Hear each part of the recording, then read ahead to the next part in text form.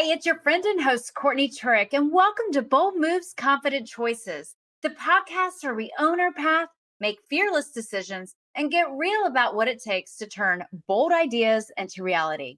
Today's guest is Ashley Cox, and she has led hundreds, trained thousands, and built teams that absolutely crush it.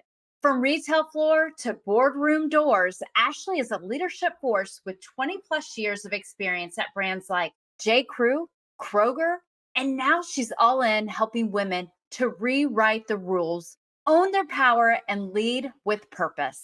She's a business owner, the author of Transform Your Stories, and your go-to guide for bold leadership that actually makes moves. This is the Impact Ripple, where confidence gets real and results get loud. So let's get ready to make some bold moves. And Ashley, oh my gosh, welcome so much to Bold Moves Confident Choices. How are you? Courtney, thank you so much for having me. I'm thrilled to be here. I'm doing really great. How are you? I'm fantastic.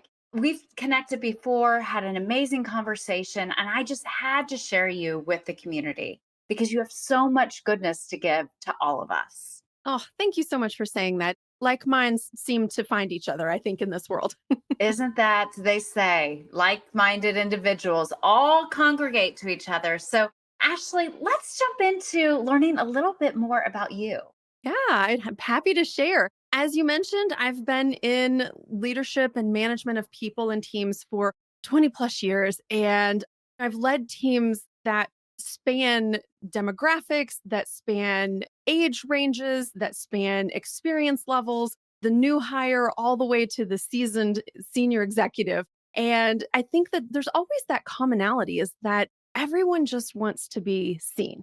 And I think that one of the core components of the work that's so important to me is not losing our humanity in the work that we're doing. That, yes, we have businesses to run. Yes, we have goals to meet. Yes, we have revenue and milestones and projects and check and check and check and check the boxes. But at the end of the day, we're all people trying to do our best in this world. And I think that when we lose focus of that, that's where the real challenges and the problems start to begin. And so I love helping leaders get back to the core of their own humanity. What are their values? What are their unique leadership qualities and characteristics and styles? And how do we pull that forward so that we can lead without losing our sanity or our humanity?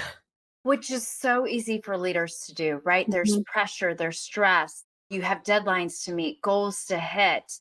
And Mhm. in that moment, it's really easy, even as a leader myself, to sometimes forget who we are at the core. Yeah, we can get overwhelmed with the to-do lists and the responsibilities. And I've had that on my plate for many years. You're trying to juggle all of the things. You're trying to juggle making money and also making sure that people have the tools and resources that they need, that they have the training, that they feel supported, and that you're also doing things that are moving the business forward and making a difference and making an impact. And so it's a lot of responsibility. It's a huge weight and it can feel really overwhelming. But when we really get down to the core of what we are doing, it's we're taking care of people. And at the end of the day, if we can walk away and say, I did everything I could to make sure my team felt seen and validated and respected, they're going to return that. And they're going to return that with loyalty, with fierce innovation, with creativity, with the proactive initiative taking that you want to see from your team. But when people aren't supported in the ways that they need to be supported as human beings, they're not going to be able to fulfill the things that they need to be doing and that you need for them and want for them to do. Yeah, spot on. I have to share this because it happened to me yesterday and Mm, during a team meeting, and you brought something to the surface. I have a lot of external things happening in my life right now. And during a internal team call, I got a little, I will say I was not showing my best self with one mm, of my team members. And I walked away from that meeting realizing that I impacted a culture. I impacted an environment where people should be able to speak freely with that open mm, communication for collaboration. I immediately got off that call and called that individual to apologize.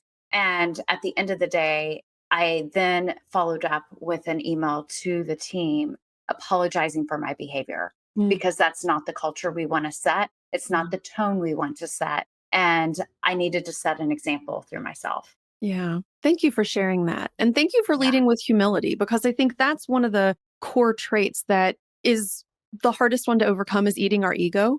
Yeah. And the one that's absolutely necessary for creating psychologically safe workplaces, which is where everything else beautiful and exciting and robust comes from. Because when people don't feel safe expressing their concerns, sharing their ideas, bringing issues to your table, then they shut down and they either quiet quit or they for real quit. And I love that you just embrace that. You recognize that the self awareness there is so beautiful, and that you took action on it. Because that's the difference too, is we can be Yeah. aware of these things and say, wow, I was a real jerk in that meeting, and then not do anything about it. And that's what Yeah. perpetuates that environment that we don't want. So thank you for leading by example, Courtney. I love that. Thank you. And I mean, it just felt like a teachable moment Yeah. for our audience here, but also for my team in the moment. Actually, something when we spoke previously that was a wow moment for me was, I believe it was Kroger. You started on the ground floor at Kroger and then found your way into the boardroom. Yeah. Can you share more about that? Because I mean, that's where dreams lie, right? Yeah.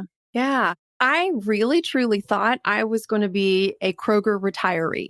I started when I was 19. I was in college. A friend had said, hey, this is a great job. They're great at working with your schedule. So I became a bagger and I pushed carts in the West Virginia snow uphill both ways. I know that sounds ridiculous, but it is true. Our parking lot had this weird sort of dip in the middle of it. And so you had to push them over the hump and then back up another hump to get them into the store. And so at that point, I had conversations with my manager, and he was like, have you ever thought of going into management with Kroger? And I was like, I never even thought about Kroger until I came here. Okay, let's just be honest. And so I said, tell me more, because I was in the management program at the time. And so he told me about the program and how great it had been for him. And he was a lifelong Kroger employee. And I was like, that sounds really cool. Let's do it. And so he trained me in every facet of the store. Kenny Henry, he passed away a few years ago, sadly, but I will never forget him and the start that he gave me with this company. And it was an incredible journey. I worked as an hourly employee, and then I got to work in some department head capacities. And then I went into store management, and then I went into human resources. And I got many, many wonderful opportunities all across the company to be able to work on really big, juicy training programs and Mm. to deliver training to the C suite executives so that they could decide, do we want to implement this? Do we not? And Kroger was such a proponent, such an advocate for training their people and training every level, not just the senior executive levels, but the new baggers on the front end, the new cashiers, the departments. And I really grew up in that culture and spent about almost 12 years with Kroger.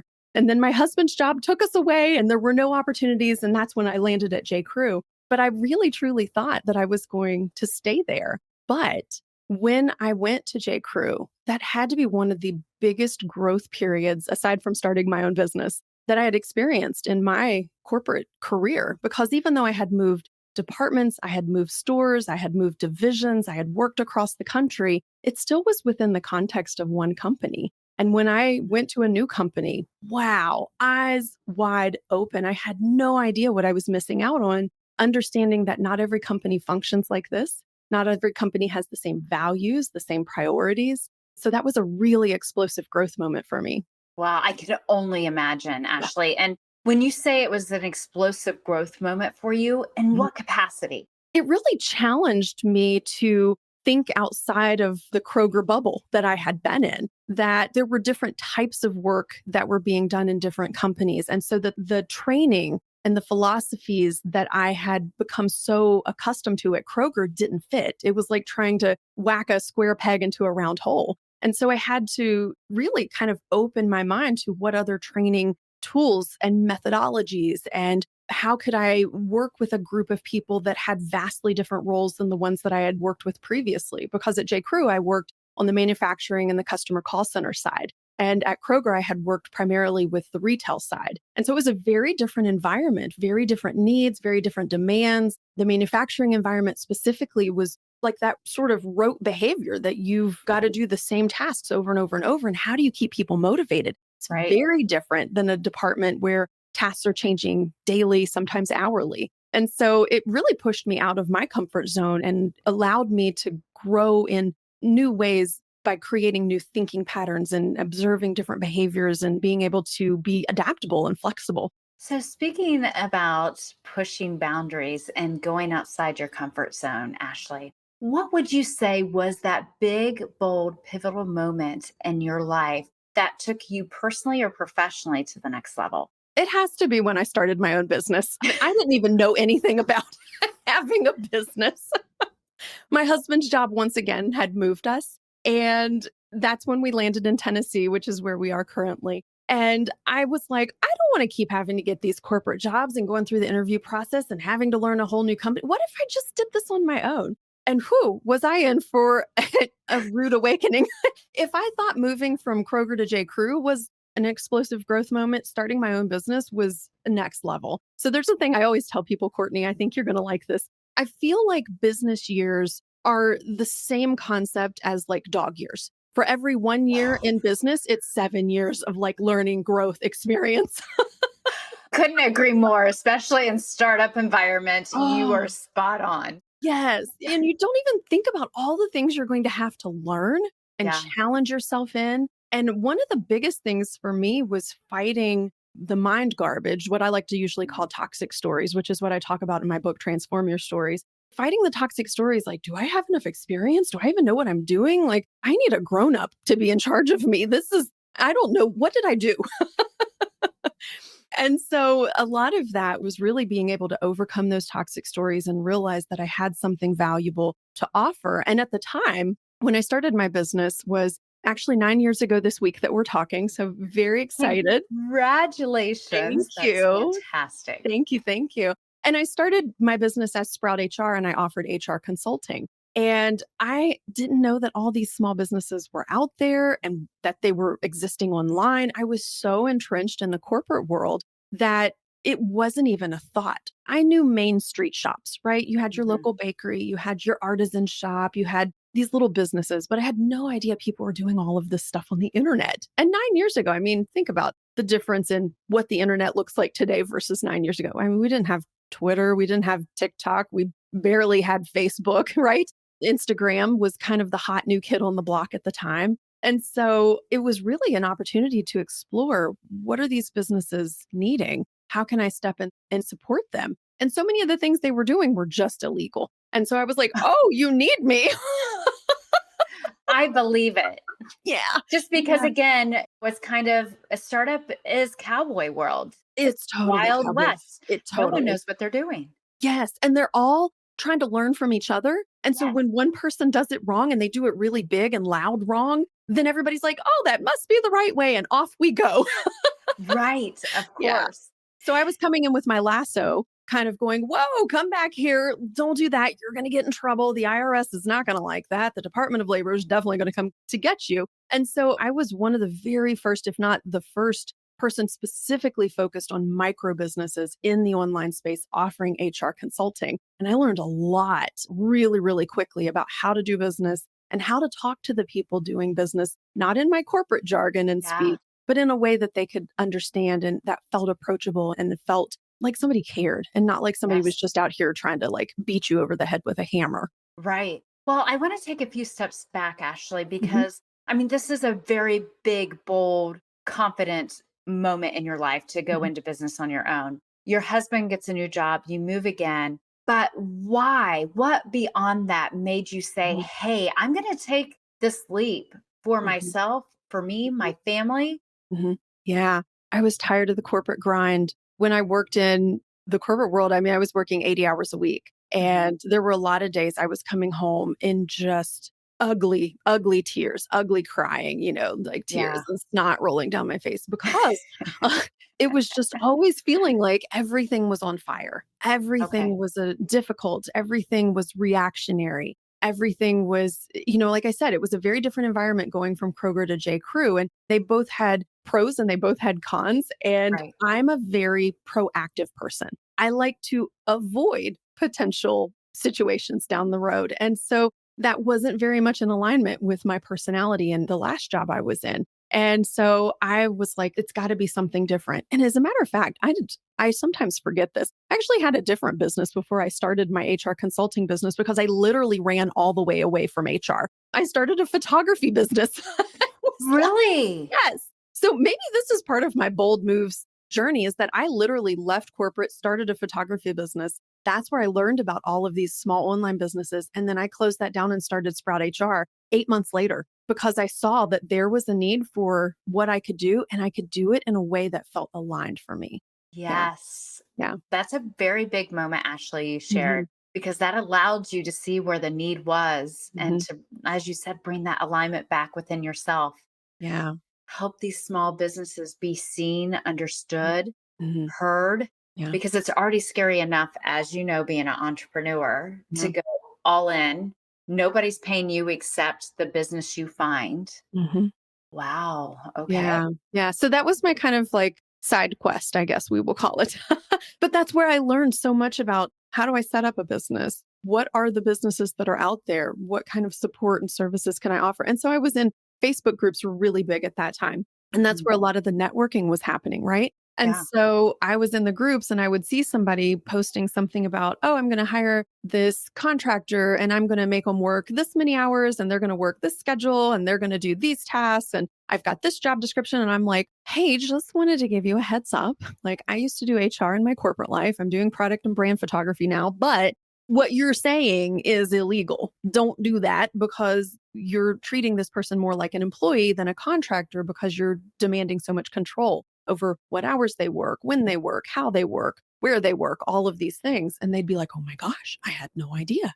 I'm like, yeah, here's a couple of links to some resources that'll be helpful. And then people started saying, oh my God, why don't you do this for small businesses? Clearly, we need you. And I was like, oh, this is a need? I had no idea.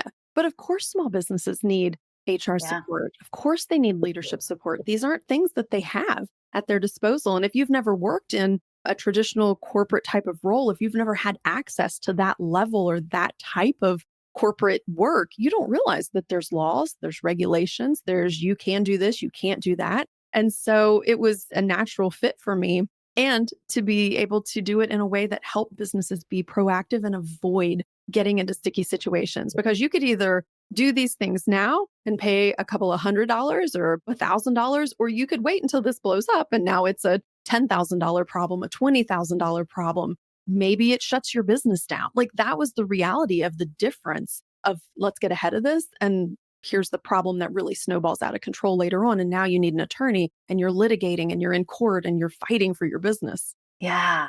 Oh my gosh. Ashley, I love this self discovery journey that you went on Mm, to get to Sprout HR. mhm, And then you're in Sprout HR and then mhm. you pivot a little. Is Yes. that true? I pivoted so many times, Courtney, I probably have forgotten all of them. Okay. Okay. So there was a point in time where I was just taking on anything and everything. And I was saying, okay, sure, I'll write handbooks and I'll do compensation plans and I'll create SOP documents for you. And then I started realizing I don't want to do all of that. Yeah. Those aren't the things that I enjoyed doing in the corporate world. Why would I create a job for myself inside of my business? And so I started stripping away things and saying, where can I have the greatest impact? And what matters the most to the people that I'm serving? And how do I create these ecosystems where I'm like, and here's the attorney you need, and here's the accountant that you need that really rounds out the types of services I offered. But just this past year, I made the biggest pivot of all, and I cut off all of the HR consulting side of my business. And that was a really big, bold decision too, because it had been years in the making. It wasn't just a fly by night sort of decision that I was like, oh, and by the way, like next week, I think I'm just going to cut off the HR side of my business and just focus on leadership development. But it had been something I had been fighting with a lot from an identity standpoint. If I wasn't HR Ashley, which is what my clients had dubbed me, it's like HR Yeah. Ashley, she's so great, da da da. And I'm like, oh yeah, I'm HR Ashley. If I wasn't HR Ashley, who was I? Who was I going to be? And I was like, you guys got to rename me now because I have no identity. I'm lost. I mean, so, okay, so you bring up a great topic because many of our listeners are going through the same thing. They're stuck in a position that doesn't identify with them anymore. What are the tools? Give us 3 ways that you can rename yourself and get back to your core to know that what you're doing every day really aligns with who you are. Yeah. Yeah. I think one of the first things was I spent a lot of time journaling. I think that's one of the ways that I get to the core of what I really want, what I really don't want. A lot of times I'll tell my clients, and this is an exercise I used on myself, tell me like the worst case scenario. And this is my question to myself. If you stay in this journey, in this path, what's the worst case scenario? Well, I'm already feeling burnout. I'm already so not interested in doing the work that I'm not putting myself out there. I'm not doing the sales activities that I used to or that I need to be doing to maintain or grow the business. So if I keep down this path, I'm not going to have a business. Worst case scenario, I close up shop and I have to go back to corporate. And I was like, that sounds horrifying. I am totally ruined for working for anyone else ever. So it was like, this is the worst case scenario, clearly. And then just asking myself, what if you could create a business that really highlighted your skills, that made you feel excited, that when you opened your calendar every day, you were like, hell yeah, this is what I want to be doing. And Yeah. so I started to kind of parse that out. And I actually, the next point, I hired a positioning coach because I was like, I need somebody outside of my brain to listen to and kind of extract what I'm saying, what I'm thinking, what I'm feeling, and help kind of craft this into, is this something we can really turn into another iteration of business? Or is this just one small part of a bigger idea? Is it something I need to set aside completely? I just was too wrapped up in my own mind trash, my own toxic stories. And so I worked with Susie Gray of Captivation House. Shout out Susie. She's brilliant. I love her. Hi, And Susie. yes, she's amazing. I'll have to introduce you to her. But, she really helped just kind of listen, ask really smart questions, pull threads together. And so we were able to pull this out of me to say, this is the work I was born to do. This is the work I've literally been doing since I was in the grocery store as an hourly employee and I was helping guide fellow coworkers. This was the work that I was doing as a new manager, and I was coaching and training and teaching, and what our HR department saw in me as, wow, you really should be in HR because your focus on people is so strong and so magnetic. Yeah. And so it really is just a part of who I've been ever since I was a child. I'm an eldest daughter. So I think a lot of that leads into my own leadership and the way that I show up in the world. And to be able to provide women who are leading teams and businesses with the kind of support and mentorship and nurturing that I didn't get when I was a young female leader is really what keeps me motivated. And so part of it was fighting identity, part of it was getting help with a positioning coach, and then part of it was really settling into my why and my purpose and the impact that I get to have in this world. Wow, that is such great advice. And I mean, a whole nother topic in itself, women in business, it can be easy to have an identity crisis, right? Mm-hmm. Because we're still a minority in many Mm-hmm. ways and trying to fit in with the black suits, it's easy to fall in that trap. Yeah, for sure. Ashley, looking back at your career, your life, everything you've achieved, what would you tell your 18-year-old self today? You don't have to have it all figured out, and you get to explore as many opportunities as you want. And I think that's what I continue to keep learning and believing myself. I don't have to know what's going to happen in 5 years or 10 years or 20 years down the road. Actually, the mystery of it is part of the fun of the journey, that you get to say yes to things that fill you with joy. You get to say no to things that you're not interested in and not excited about. And you don't have to have it all mapped out. And my 18-year-old self was like so stressed over, I've got to have this kind of job and I've got to make it to this by this age and I have to be VP of the thing by 25 years old. And it just was a lot of self-imposed pressure. And what I've discovered is that the beauty really is in the journey and in the exploration of who I am and who I'm becoming. Ashley, that just lit me up. And because it's so true in life, so many of us, and I can attest to what you just said, we think we have to have this plan in place. You graduate high school, wherever it might be, college, you think your life must Mhm. go in this journey. Yeah. But the beauty is in the unknown. It's Mhm. in the twist, the turns, the chaos. Yes. Yes. And that's when we find our true self and what really lights us up. Mhm. Yeah. It really is true. It really is true. And it's life does not go the way you ever plan or think that it is going to go. And so the more that you can relinquish control, the more joy you can find in the journey along the way. Reflecting on our conversation, Ashley, I'm walking away with taking time for yourself to journal, to really write down what is the worst thing that could happen to you Mhm. if you take this big, bold move. Next, is it what could you do every day that lights you up? You get up and you're ready to look at your calendar. You could stay up all night because it excites you that much. Mhm. And hiring a positioning coach, which I've never heard of and I Mhm. love, Yeah. because I am one of those people who have so many ideas that Mhm. having someone extract it from me would be super beneficial. So, positioning coach, Susie, hi. And knowing back to that why, right? Mhm. Again, Mhm. what lights you up is part of that process of identifying what is that why within yourself. Mhm. So, as we wrap up, Ashley, what do you want to leave everyone with today? That's such a big question. So many Yeah. things. I think the one thing is that it's okay, it's safe, it's necessary to trust yourself. Yeah. Ashley, you are such a joy. And I am so honored that you have come into my life and that we have built this connection. I can't wait to meet you in person, which I know will happen soon. And thank you so much on being on Bold Moves Confident Choices with us today. Thank you so much, Courtney. I loved this conversation, and I hope somebody that's listening feels seen, they feel inspired. I hope everyone's able to take away something that just makes them feel like, hey, it's okay. We all go on this journey. We all have identity crises at some point, but it's always who are we becoming? And that it is safe to trust yourself. I love that. And Ashley, I almost forgot. Where can people find you?